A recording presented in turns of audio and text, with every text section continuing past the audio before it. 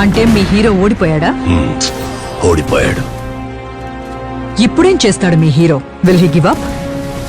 గాయపడిన సింహం నుంచి వచ్చే శ్వాస గర్జన కన్నా భయంకరంగా ఉంటుంది.